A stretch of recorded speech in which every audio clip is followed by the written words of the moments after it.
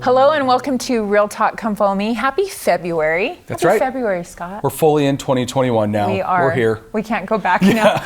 It's the traveling into the wilderness so far that you can't go back to your house that had the cool Xbox. Exactly. It's just easier to keep moving forward at this point. Yeah. So this lesson for this week is that you may come off conqueror, and I feel like we all need to feel like conquerors right now. I feel conquered, not much conquering lately. Yes. And thank you for all of you that have jumped in for this new year to join us.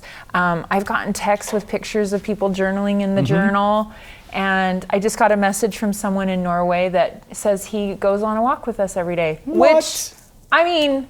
Can we really do that in Norway? I've never been. I want to go. He said, when's Real Talk coming here? And I'm like, from your mouth, I know, right? To God's ears. I love it. So I love D&C 10 through 11 because we are really addressing kind of the human experience of making mistakes and trying to have a recovery experience and a redemption experience. And we really get to understand that through the eyes of Martin Harris and Joseph Smith, right? Yes. About how we mess up and God's got a plan. And God told us not to mess up, and we did it anyway. Yes.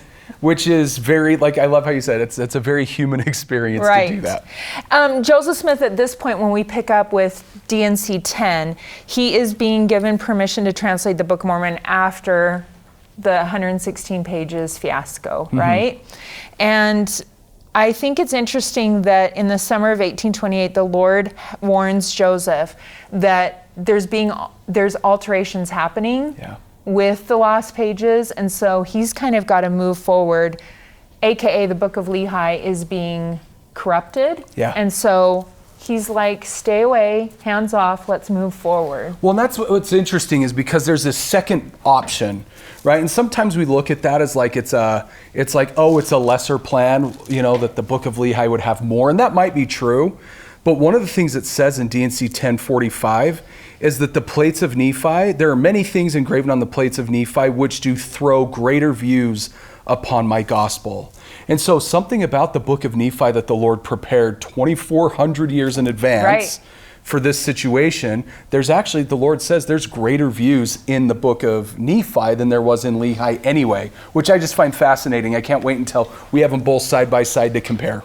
And in the journal, that is one of our fun facts that, 2,400 years before Joseph Smith and any of this was happening, Nephi had already been commanded to create the second book, and he had prepared a way 2.5 centuries before for there to be a solution. And I feel like that's such a hopeful message, right? That God is like, we're not going to be able to mess up his great plan, even when we are very human and we mess things up. And even when the adversary is like, oh, I'm going to work something out to really mess everything up. I feel like this whole situation and story helps us have hope that our God is bigger than the adversary. Yeah, absolutely. And that's why I love that you may come off conqueror, because that's the whole point. There's attributes of Christ that allow him to rise above any cunning plan of the devil, which is a term they use in there. And speaking of that, that's actually one of the things I like. I love that.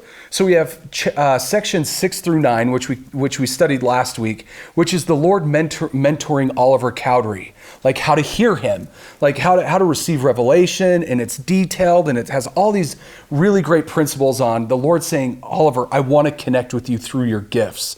Here's how we can walk together through this.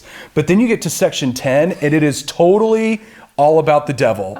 And I always think about this. The Greek word for devil is diabolos.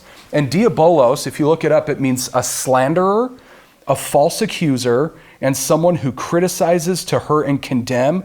And the point is to sever a relationship. So 6 through 9 is about how to connect, and section 10 is about how Satan wants to sever relationships.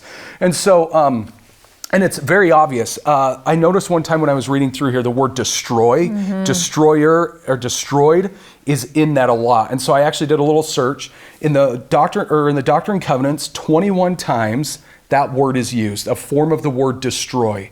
13 of the 21 are in this section. So this is really about like, how does Satan go about doing things? the three questions I go through when I teach this is, what does Satan want?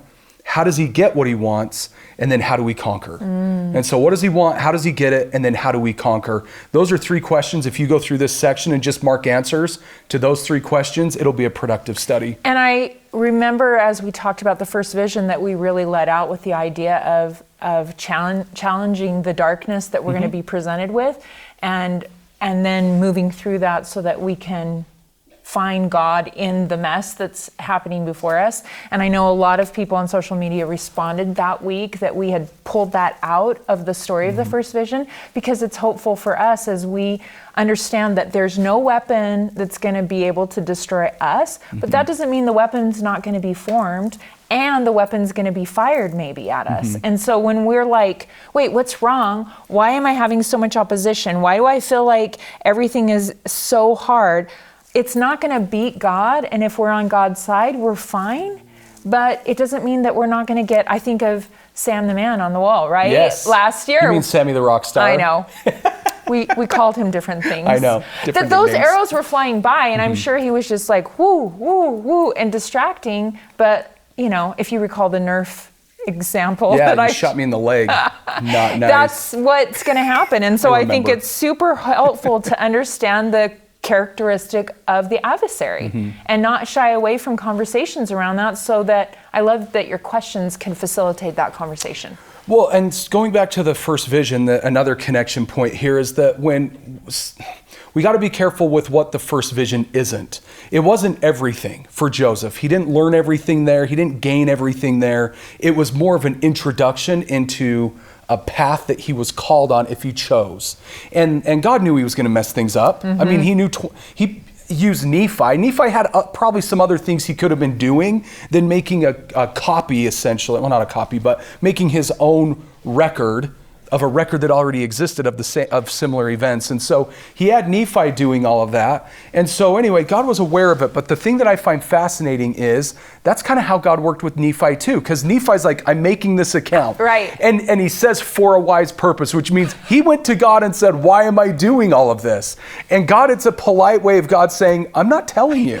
Like he just basically flat out says to Nephi, like, for a wise purpose, yeah, which is God's polite way of saying not telling. When we were talking about that, I just love like pulling out those phrases that I wonder how much we miss God's sense of humor, right? Yeah, for sure. And I think there's just things that God does in his own wisdom that we're going to learn in here, that he just does things in his own wisdom, and having faith in that omniscience is a really powerful space to be in, to attach ourselves to God. We have a mighty God with a long view, yes. right? And like so it helps us in that revelatory relationship that we're trying to develop this year, maybe even more so, that it's scary to think what's around the corner. And sometimes God's like, why are you even bugging me with this? We're totally good. We're not sure what has happened to the 116 pages. And we're just going to throw that. There's a few theories. There's stories that have floated around that maybe the pages were burned. We just don't have them. And obviously the God that saw the long view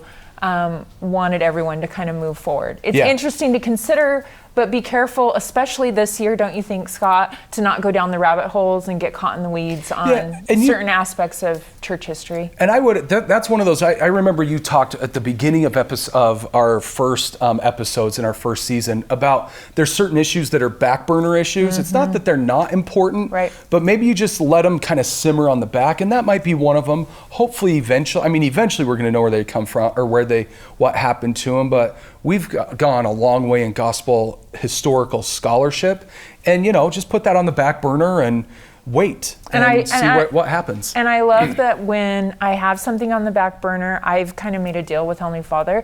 When you prompt me to pull it forward, I'll do that. Until then, I'm keeping it there because there's so much other information, relationship building, covenant keeping I've got to be working on. So I love that. So when we get into these verses, one of the ones both of us was drawn to is verse 4, and it's a common verse, but what are your thoughts on 10 verse 4? Do you want me to read it? Sure. Or do you have it? No, it's great. Whatever I'll go. I'll read it. I'll read it, and then you teach it. That's how we should start doing. I'll just read the verse, you explain it. Oh, good, because I decided not to put my scriptures on the table too, because last month we were like wrestling where they were going to go on the table. So I just said, we're using yours. Let's use them. All right, so it says, do not run faster or labor more than you have strength or means provided to enable you to translate, but be diligent unto the end.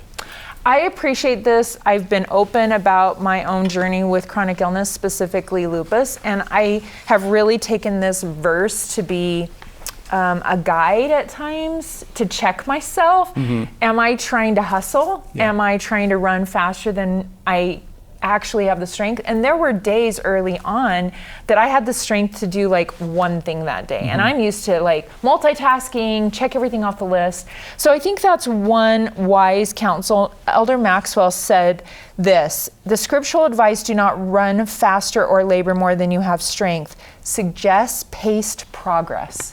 Don't you love that? I like that. Paced progress. Much as God used 7 creative periods in preparing man in this earth, there is a difference, therefore, between being anxiously engaged and being over-anxious and thus under-engaged.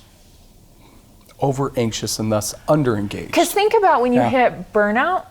I know for me that actually lessens my enthusiasm about whatever I'm doing. And so there's wisdom in the fact that God does increase our capacity. I believe strongly in the power of grace. It is the way I do anything. I love that you attach capacity to grace. It's one of the things I think you and I both have experienced. Yes. So I think that when you think grace, think capacity. Right. When you think capacity, think grace. But I've also learned that, in God's wisdom, if I'm not careful, this is a really easy space for me to go into comparisons. And I hear from lots of people on social media that also deal with lupus and identify that way because they follow me or they know my story. And I will hear from them like, you're doing all these things and I have the same disease and I'm not and I'm thinking, well, first of all, I try to be authentic on social media, but it doesn't show the dark days, right? Yeah, not all, yeah. My husband can get on this camera and tell you that it's not always easy. And so I think this counsel is God saying, not only be careful and be wise so that you're not disengaged because you're burnt out or you're exhausted, but also don't go into comparisons because my race is going to look different than yours. Even if we check so many similar boxes, we both host Real Talk, right? We both love scriptures. We're both, parents and we're both married. But it's important, I think, to see that once again in section 10, is this the tool of the adversary that we're learning about? That he wants us to be so anxious and hustling that we lose sight, we lose that connection with heaven, and we're doing more than is needful. And I appreciate that. I like that the word is anxious because, we've talked about anxiety on here. And one of the things I've learned is, for me, the question is more about capacity than it is about comparison, right? And we have to be honest about our own capacity. So I'll give you an example. When, from my own experience, and this will fit as a general principle, I think, for a lot of people. And I think probably for you with lupus. When my depression cycles hit at the beginning of January, end of December, beginning of January, I really had a hard time. It was just a tough one. And what I have learned from going through that process so many times is, let's say my capacity on a scale from 1 to 10 for me is generally like an 8 or a 9. Okay, on good days, I'm a 8 or a 9 capacity. Like I can handle most things. When I get into really hard depression mode, I have to totally shift my expectations because my emotional capacity goes from 8 to like 2. And I have to be really, I have learned that if I don't honor that it sends me into places where I don't feel hope at all. And I feel like, it's just not productive. And so I've just learned over time that capacity is dynamic. It's not a static number. And I don't even like putting a number on it because it is grace and it's hard to like quantify grace. But that's the way I think. Like sometimes this last time, my capacity was at like a 2. I was just getting by. Yeah. You know what I appreciate is that I schedule on my calendar rest days because I also know when there's busier schedule things already on the calendar. And in my way, I'm saying exactly what you just did. I'm saying to God, I honor the stewardship of my body, but help me be wise to know when it's prudent for me to do less And sometimes he's saying, hurry up. My same October through December of last year, I was trying to take some time off. So I was like double the work within the condensed time period. And there were days I was just like, oh, Heavenly Father, where's your grace? And so I think we have had a culture in the past in the church about doing more, crocheting the tablecloth for Relief Society, doing special handouts, even with Come Follow Me.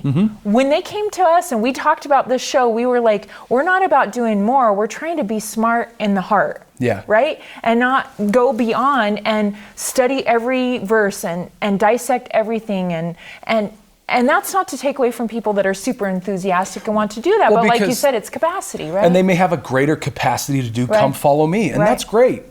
They should. When we hear from young moms, we just heard from one that's like, listen, this is what I've got. I know if I get 20 minutes with you, I'm going to feel the Spirit.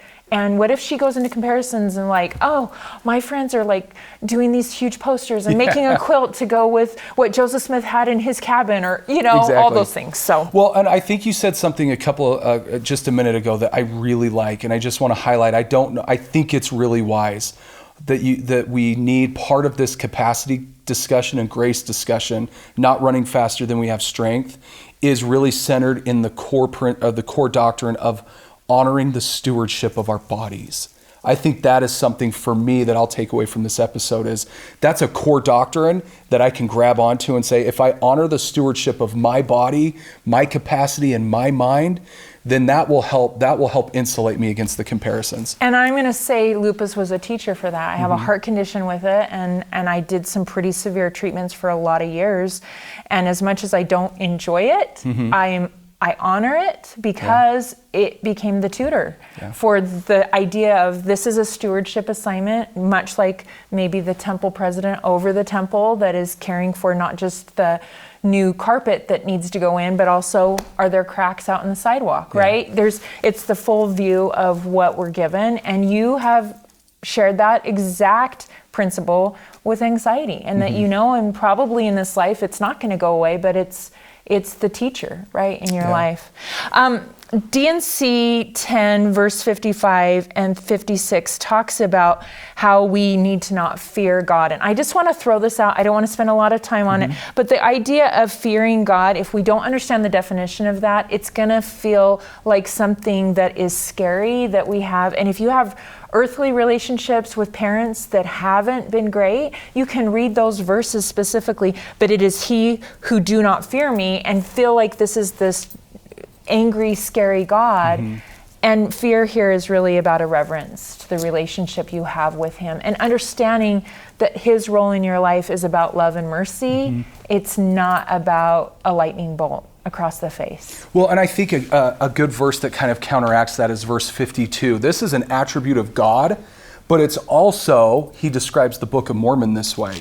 And I found this on my mission when I really needed it a lot. I think most missionaries go through this phase of you start off and you're kind of a dummy. I don't know how else to say it.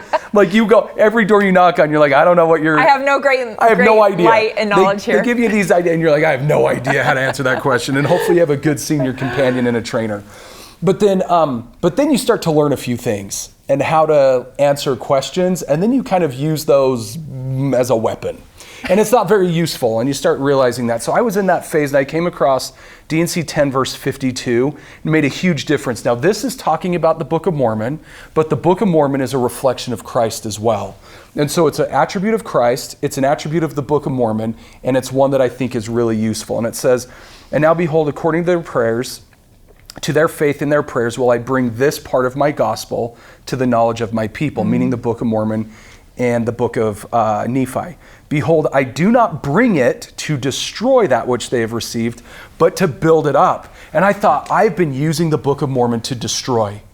I have not been using it to build up. And so that shift made a huge difference. And if you're looking for like a life motto or even a year motto for this year on what could be kind of something I can stand on that will make 2021 better, look at that in verse 52. If your interactions are such that when I interact with people, whatever I'm doing, if my focus is generally to build up, that will make your year better. Like it's that core of a principle. That's what Christ did in every situation. How can I bring light to this situation? How can I bring light to this person, to this situation, to as many people as will allow it? And that's all it was like his hardcore focus, laser focus. I will always lift no matter where I'm at. And isn't he great to be patient with the new missionaries that don't, or the new parents that aren't patient, or whatever it is that we look back and go, why did I approach things that way? Should we jump into section 11? Yeah, let's do 11 real quick because it's Hiram Smith and I love Hiram. You love Can Hiram. I say something? Yes. And my wife's going to be so mad. She hates it when I say this because she doesn't think it's nearly as funny as I do.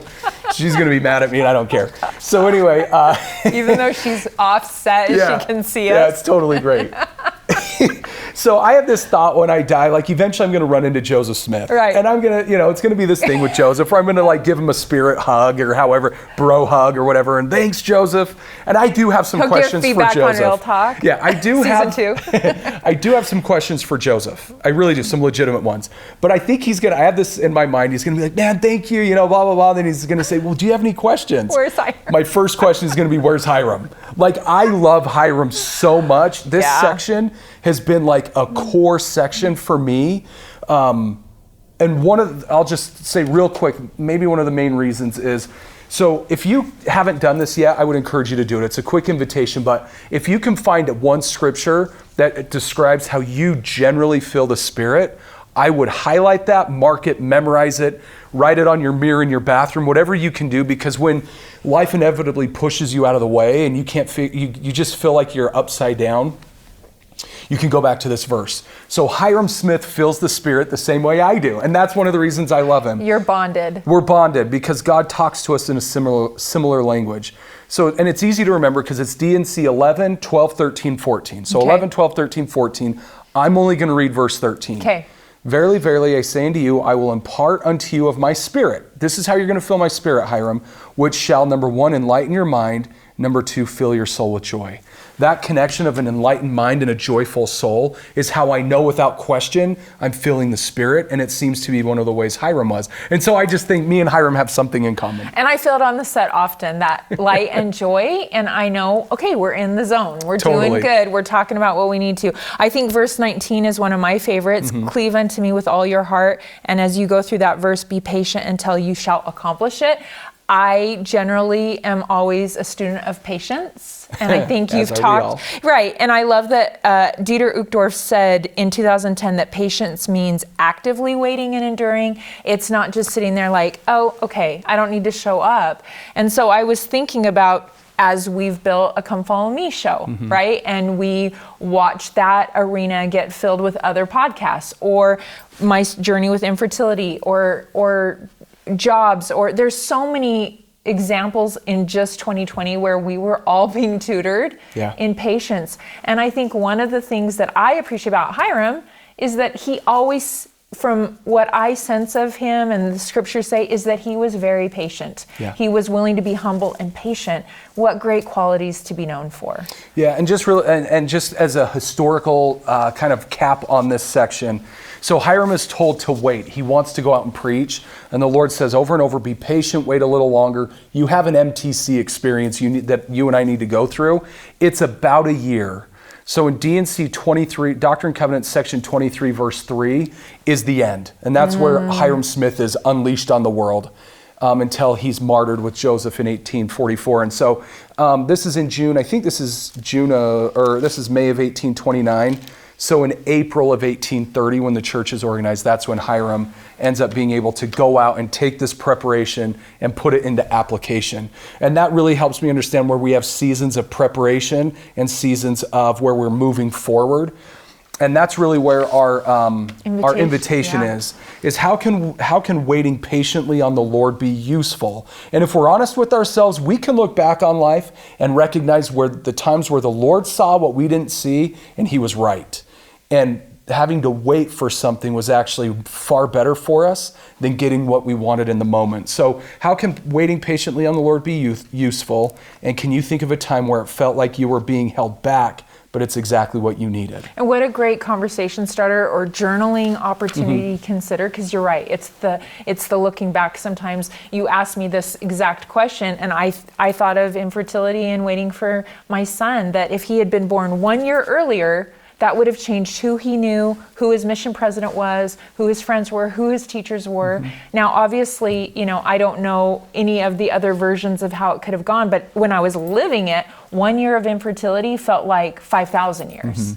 And you're bargaining with God when you're dealing with a patience lesson. Yeah. And you're like, can we just, shave off a little time? And it was looking back that I thought, oh, he wouldn't have known this person. He wouldn't have had this experience. He wouldn't have served under his second mission president if he had come 1 year earlier. Yeah. So what a great invitation. We'd love to hear too. Where are you learning patience, right? Yeah, and when have you in the past and now you look back and you're grateful for? Thank you so much for watching another episode and listening to another episode with us on Real Talk Come Follow Me.